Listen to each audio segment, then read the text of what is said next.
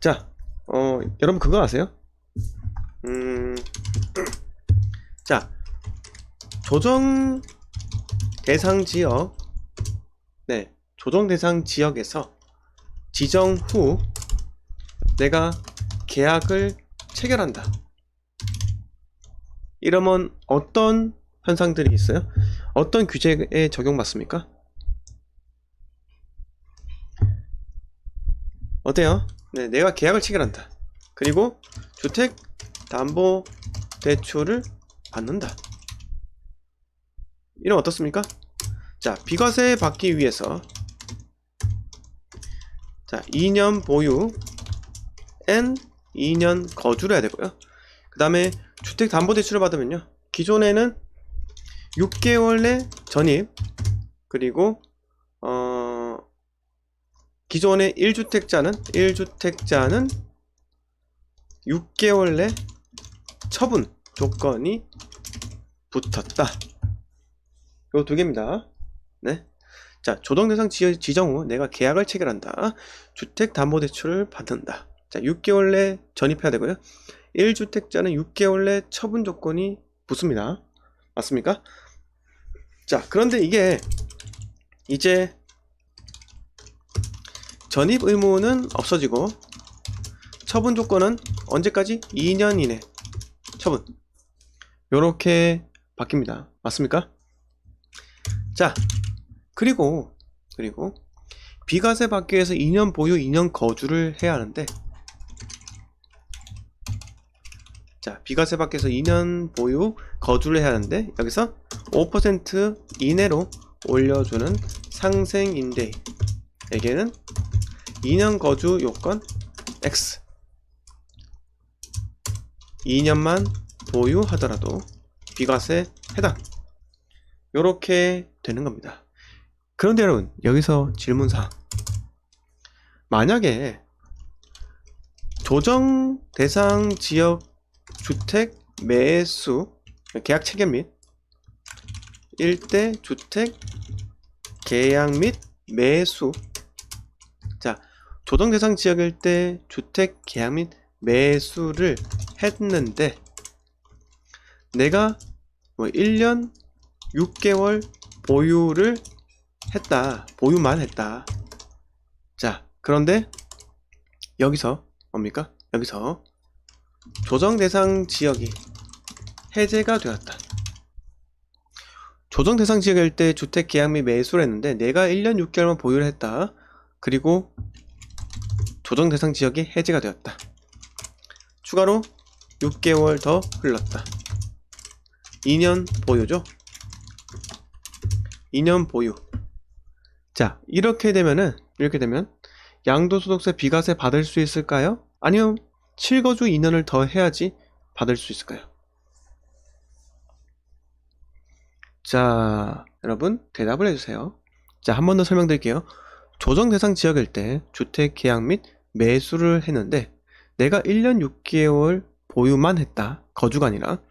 그리고 조정 대상 지역이 해제가 되었고요. 6개월이 흘렀습니다. 그러면 양도세 비과세를 받을 수가 있을까요? 없을까요? 네, 재현님, 제가 우리 톡방에 올렸던데, 네. 자, 여러분, 비과세 못 받습니다. 2년 보유만 해서는 비과세 못 받는다. 조정이 풀렸더라도. 네. 결론, 조정이 풀렸더라도 2년 보유만 해서 비과세 못 받습니다. 이해하셨습니까? 안 돼요. 응? 안 됩니다. 자, 이거 어떤 유튜브 방송에 제가 봤는데, 여러분, 하나 확실할 건요. 조정이 풀렸더라도 2년만 보유해서는 비과세 못 받아요. 계약 당시의 조건, 조정 지역이냐 아니냐의 차이입니다. 알겠습니까? 대신에 내가 계약 당시는 당시는 비규제 지역이었으나 등기 시점 규제 지역이었을 경우, 이러면 어떻게 해요? 2년만 보유하고 매도하면 비과세 받을 수 있습니다. 자, 정확하게 말씀드린 겁니다. 여러분, 이걸 꼭 아셔야 돼요. 자, 상생임대인 제도가 나왔고요. 그러면 5%만 올려주면은 거주할 필요가 없다고 이야기하잖아요. 비과세 받으려면. 자, 그런데 조정 대상 지역이 이제 해제가 검토되는 시점에 6월 말에 검토 안 됐죠. 그러면 이게 만약에 내가 2년만 보유하고 규제가 풀렸을 경우 그냥 2년만 보유하고 매도하면 땡이다. 이러면은 상생임대인 제도가 필요가 없죠. 상생임대인 제도 필요 없어요. 전세 끼고 팔면 돼요. 그럼 비과세 받을 수 있는데. 네? 그게 안 되기 때문에 조정 대상 지역이 해제가 되었더라도 조정 대상 지역 때 내가 계약하고 등기를 했으면요. 계약만 했더라도, 계약을 했으면 조정 지역 일대 요건인 양도세, 비과세를 받기 위해서 2년의 거주가 필요합니다. 여러분, 이거 모르고 방송하면 안 됩니다. 제가 뭐 천재라서 이런 거 다 알고 있을까요? 여러분, 투자자는요, 끊임없이 고민을 해야 돼요. 내가 어떻게 하면 나에게 좀 더 유리한 방향대로 흘러갈 수 있는지. 그런데 투자자가 아닌 사람, 단순히 시황만 이야기하는 사람, 아니면 한 채 사가지고 갑자기 폭등했다. 그래서 내가 부동산 전문가다. 이런 사람들이 너무 많다는 겁니다. 그런데 저처럼 이 투자적 시각에서 이야기해주는 사람 많이 없는 것 같아요. 여러분 있으면 좀 이야기 좀 해주세요. 무조건 사라고 하는 사람 저는 안 믿습니다. 지금은 무조건 실탄을 모아야 하는 겁니다. 여러분, 저처럼 오래 사지 말라고 하는 사람도 없어요. 절대로 매수하지 마세요. 절대 매수하지 말고, 언제가 공포다? 내년이 공포입니다. 특히 땡땡 지역 공포고요. 땡땡 지역 말씀드릴게요. 인천, 대구, 내년에 더 공포스럽습니다. 지금부터 양도세 중과 유예된 매물들이 서서히 쌓이고 있어요. 거래 안 됩니다. 급매 거래 안 됩니다. 급매도 급급매 될까 말까예요. 그런데 뭐 재개발 구역에 빌라 올라간다, 오피스 올라간다, 택도 없는 소리 하지 마세요. 그거 이미 오른 거 잡아야 돼요. 그걸 잡아야 돼요. 그러니까 이게 참으로 안타깝다는 거예요. 제가 실질적으로 부동산 투자에 대해서 이야기해 주는 사람 없어요. 사는 방법만 이야기해 주는 사람, 그런 사람도 있는 거예요. 사세요. 그런데 저처럼 팔고 다른 거 사세요. 이렇게 이야기해 주는 사람도 없습니다. 제가 정말 우려스러운 건 뭔지 아십니까? 그런 사람들 한테서 멤버십 가입하고 말이야, 강의 사고 제대로 되지 못한 그냥 매수만 시키는 사람, 저도 해요. 경매 학원에서, 경매 강의에서 왜 오피스텔 낙찰 받으려고 하는 줄 아세요? 여러분, 상식적으로 오피스텔 왜 낙찰 받으라고 하는 줄 아시냐고요. 경매 학원에서 오피스텔 낙찰만 시켜요. 그 이유는요, 낙찰 받기 쉬워서입니다. 아파트요, 아파트 한 채당 경쟁률 얼마나 심한 줄 아세요? 그런데 오피스텔은요, 앞으로는, 지금까지는 괜찮았어요. 대출도 잘 나오고. 그런데 앞으로는 DSR 규제 걸린다고요. 자, 우리는 준비를 해야 돼요. 네, 로연철님, 슈퍼챗 감사드립니다. 안 주셔도 됩니다, 로연철님. 그냥 존재만 하시는 것으로 제 VIP 방송, VIP십니다. 이렇게 감사드리고요. MIS님, 반갑습니다. 자, 이용님께서, 비규제 시기 분양권 구입 규제 지역 변경 후 등기한 경우 2년 거주 요건 없음, 2년 보유만 하면 비과세 충족, 이렇게 하셨는데요. 그쵸, 맞습니다. 그래서 이게 내가 명의계약 당시에 규제 지역이냐 아니냐가 가장 중요한 겁니다. 자, 해피꽃님께서 하루가 멀다 하고 법이 나오니 꼬여도 너무 꼬여서 복잡합니다, 이렇게 해주셨고요. 페니선님 반갑습니다. 서문자님 반갑습니다. 자, 그리고 라피타님 반갑습니다. 아무튼 우리가 세법 전략, 그리고 하나 말씀드릴게요. 여러분, 부동산을 매도하실 때요, 1주택자인 경우는 본인이 매도해도 상관없어요. 본인이 그냥 매도하고 양도세 신고 비과세를 받던 일반 과세에도 상관없어요. 그런데 다주택자인 경우 특히 일시적 1가구 2주택에 해당되시는 분들 무조건 세무사한테 가서 5분이라도 10만원 내고 상담 받으세요. 그리고 상담 받고 양도세 신고 대행을 맡기세요. 여러분 10만원 아깝다고 하지 마세요. 네, 하지 마시고 꼭 저도 믿지 마시고요. 믿지 마시고 유튜브 믿을 필요가 없습니다. 네, 여러분들 자산은 여러분들만 지키기 때문에 무조건적으로 100% 세무사한테 가서 양도세 신고 하셔야 합니다. 네. 자, 이렇게 꼭 말씀을 드리고요. 자, 아무튼 간에 이번 주 토요일 날 또 멤버십 방송 하잖아요. 내일 벌써 목요일인데요. membership 방송 때는 항상 제가 여러분들한테 커뮤니티 게시판에 멤버십 분들은 질문을 올려주세요 라고 하면 이 자산 포트폴리오 상당히 많이 올라와요. 그러면 제가 충분히 숙고해서 답을 1시간 동안 방송하면서 해드리니까요. 멤버십 가입도 많이 부탁을 드리겠습니다. 자, 미조님께서 양도세 대행 맡겨 면담 상담료를 무료로 해줍니다. 아유, 정확한 말씀 감사해요. 자, 분양권 같은 경우 제가 해요. 그리고 일반 가세 같은 경우는 제가 합니다. 네. 어차피 신고기 때문에 세무사 신고한 데서 그 차익이 더 줄어들거나 그러진 않습니다. 그러진 않아요. 그런데 하나 확실한 건요, 이 복잡하게 다주택자로 얽혀있고 설켜있고 이러면은 그냥 맡기고 하는 게 더 좋습니다. 네. 이렇게 한번 말씀을 한번 드려보겠습니다.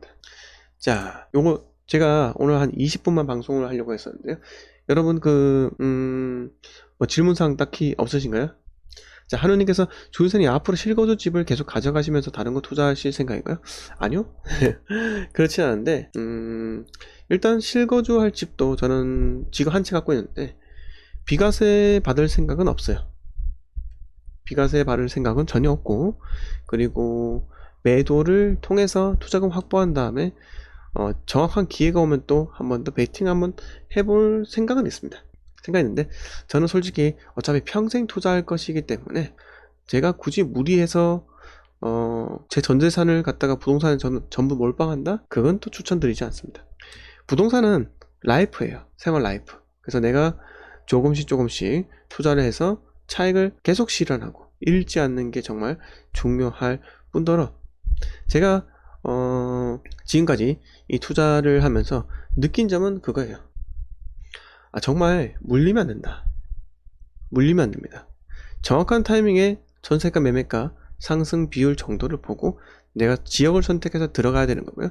그 지역의 모든 사이클을 먹고자 덤비면 안 돼요. 물론 저도 그 여러 사이클을 경험했지만은 한 지역에 신축, 준신축, 구축 사이클 다 먹어본 적이 있습니다. 그리고 구축에 제가 예전에 몇 년 전에 구축 통해서 그 시세 차익을 보고 매도를 했고, 다시 최근에 몇 년 전에 또 이렇게 다시 똑같은 매물에 들어가는 경우도 있어요.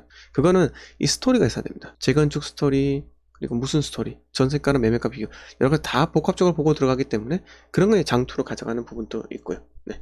자, 현기김님, 네, 전 조금 손절했습니다. 주식도 계속 하시네요. 주식 저도 손해 있어요. 손해입니다. 자, 5월달에 10% 수익 받다가 지금은 마이너스 10%예요. 근데 저는 흔들림 없습니다. 왜 흔들림이 없냐? 어차피 분산 투자했고 바닥 다지고 다시 올라갈 거니까요. 그리고 여러분들한테 제가 1년 동안 매도를 하지 않겠다고 말씀드렸잖아요. 자, 즉 내년 2월까지 매도를 하지 않을 겁니다.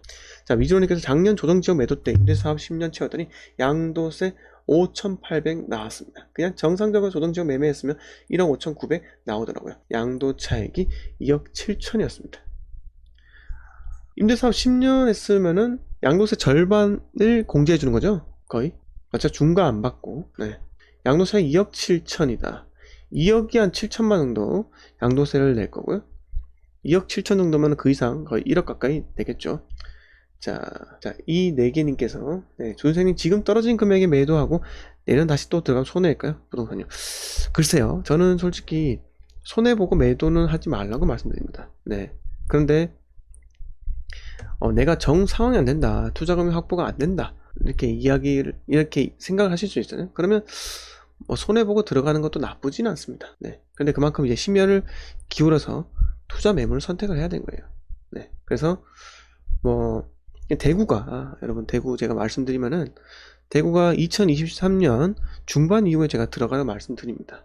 어쨌든 그때 들어가야지 가장 공포스러운 시기에 들어갔고, 그 다음에 24년 물량 이겨내고, 2년 보유하면 2025년 아닙니까? 그러면 25년 보고 회복했으면 매도를 하고요. 그리고 타 지역에 부산 같은 경우 이제 하락이 예상이 되는데, 그때쯤 맞춰가지고 또 들어가면 되는 겁니다. 사이클 갈아타기를 제가 말씀을 드리는 거니까요.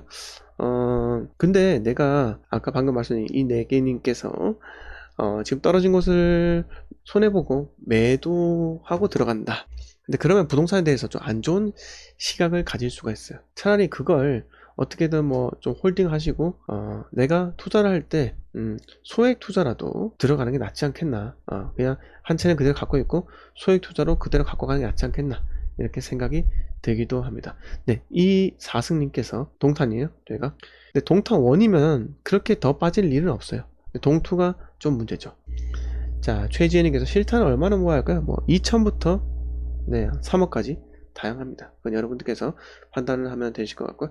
자, 오늘 한 20분 정도 방송을 했는데요. 어쨌든 간에 올해는 관망을 무조건 하시고 실탄 무조건 모으세요.